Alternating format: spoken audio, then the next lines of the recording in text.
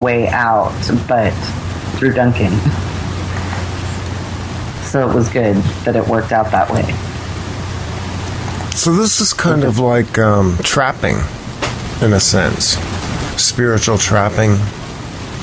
Well, this was one that I like what she just said, because there was a potential hostage situation, because at least one of these things have been influencing more than one person there that we have verified. And this one, was different than just a straight heads up type fight. This one we did set traps for them, because we were trying to minimize. We'd actually walked the property the day before and had filled balloons with holy water and had placed up barriers so they couldn't go out the back. They could only come out one way. And the universal law is, once summoned, they have to appear. They may not want to, but they have to. Right, but the second one was one where it didn't... Let me see if I can get this right. It didn't come at you. You had to give it the option to leave and never return. Fight or leave. Fight or leave, right.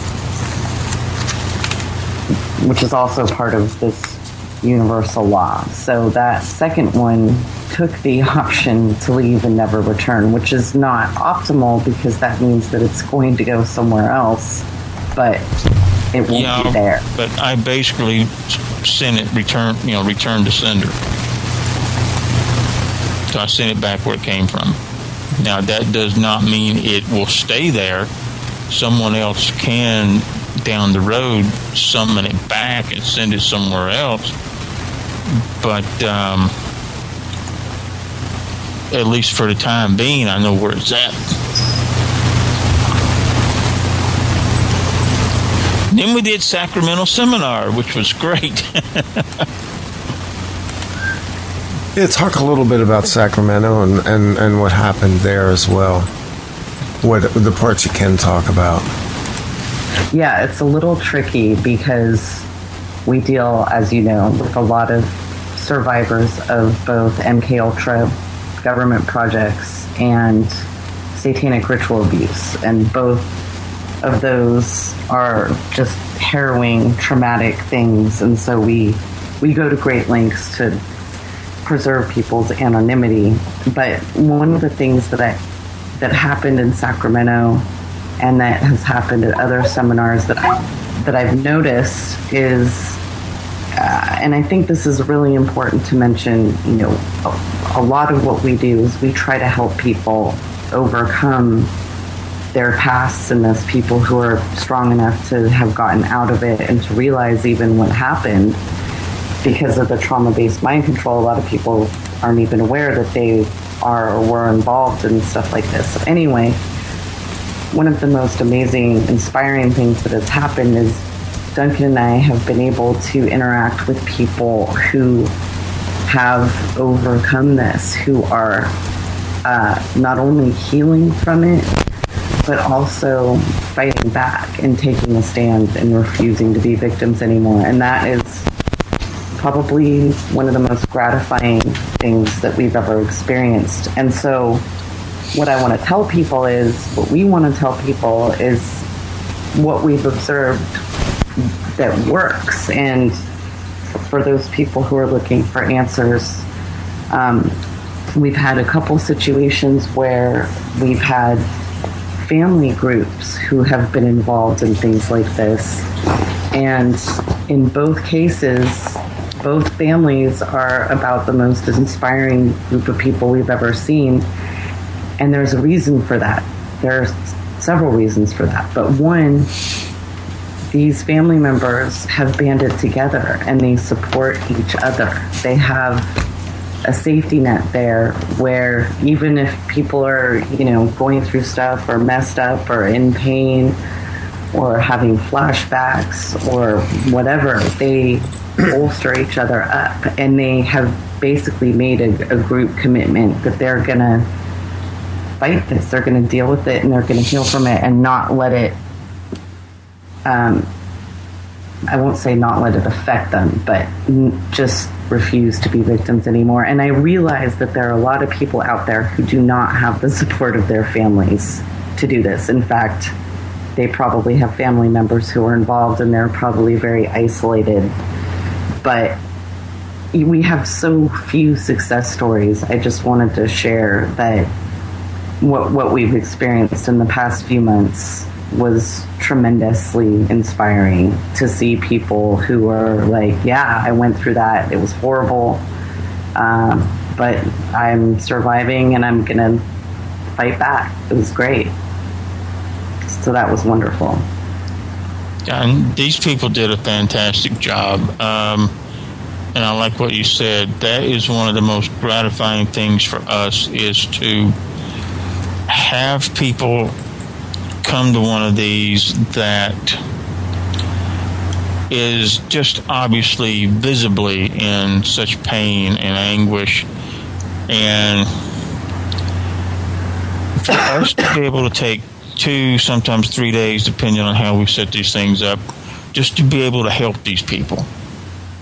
That's what's gratifying for us. That means we did our job and we did it well. And that's pretty much what we're all about with these things. It is. But we don't just have MK Ultra or SRA people there either. That's also another really neat part of these things, is we have people who show up not involved at all, but really into the healing and energy work aspect of it, and the camaraderie aspect, and the bonding with people who are aware of what's going on in the world, of, you know, how energy works, and knowing that there's something more than just, you know, our regular medical system, and wanting to see that in action, because that's what we do. The healing work that we do and that we teach, it's tangible, it's hands-on.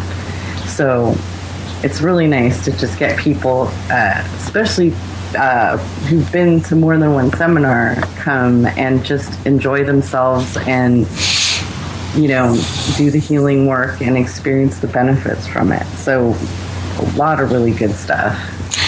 And I like what you said, you know, with showing the tangible. One of the things that we do is we take either a metal or a glass bowl, we fill it with about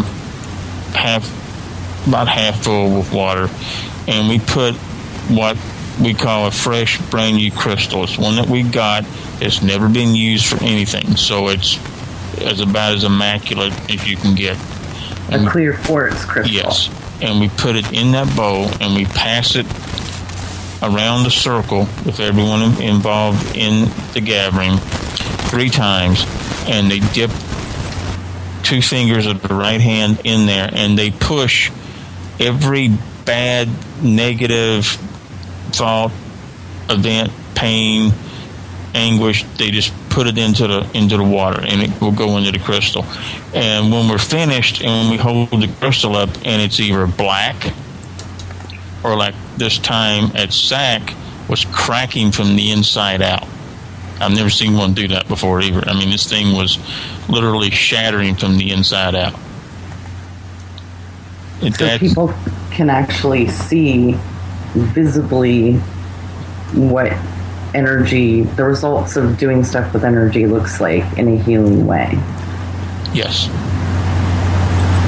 Which is really neat. And it's kind of similar to when we do the demon trapping and the crystals. Those crystals also turn black, indicating that... Oh, yeah, and I've seen that now.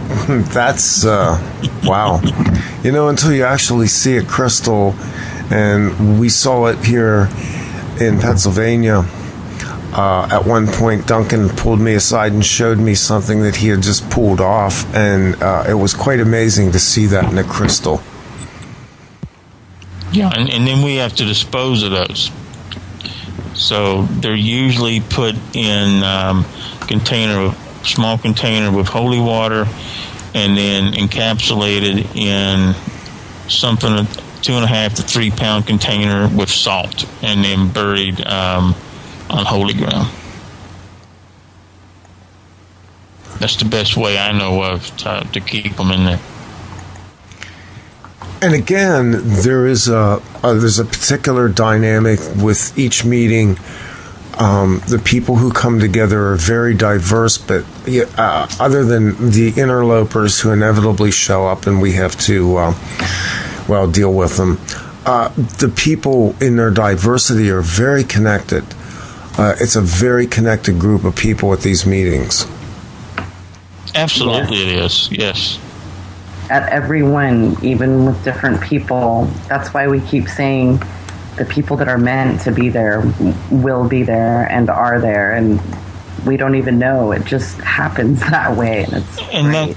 And that's one of the reasons when we do one of these, we don't do a big publicity campaign for them, because we don't do these for everybody. I like the word interlopers, because when you start doing the big publicity campaign, that's 90% of what you'll get. You're just interlopers. Or you'll get your event canceled at MK Ultra conference at him. Well, yeah. Okay. Point taken. But you guys are right. These events it's like they're specifically tailored for a specific group, and we don't have anything to do with that. No, we tried to figure out who was supposed to be coming to these, and fate just kind of laughed at us. We want to reach, obviously, as many people as possible, but what we're finding is the universe is basically selecting specific individuals and sending them to us and sending everybody to each other. And this is going to sound a little bit pessimistic, but one of the things we've discovered is that we're looking beyond the events that are to come shortly that will be disastrous and shake everything up, whatever you want to call it, to the rebuilding, which is not pessimistic, it's actually optimistic. It's just a little bit bittersweet to think about it like that.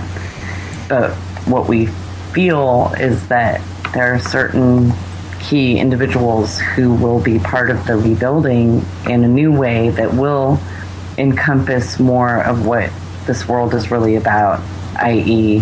the energy, the spirits, the connecting with the planet and with each other, and the love and the support and all of that. And in our small way, we're able to help facilitate that a little bit with what's going to happen in the future. Well said. Thank you. Don't know where that came from, but hey, no dead air, right? That's right.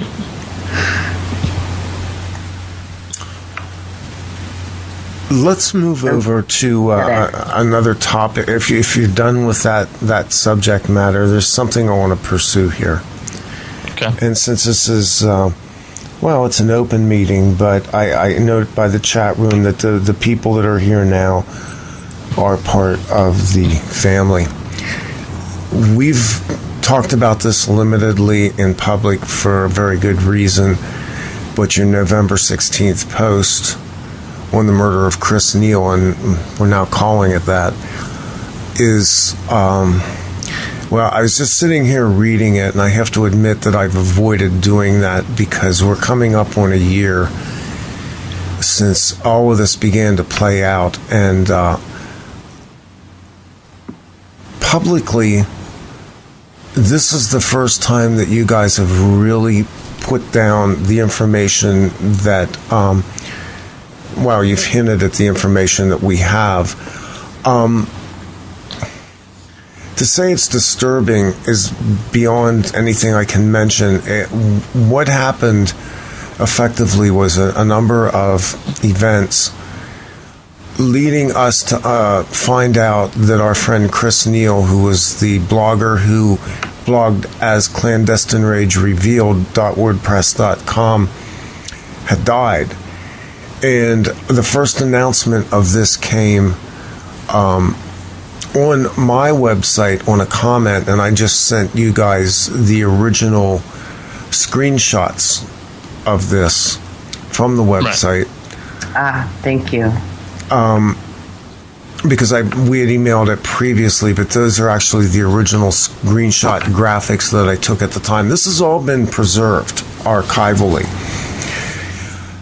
The loss of Chris Neal at the time, he had come out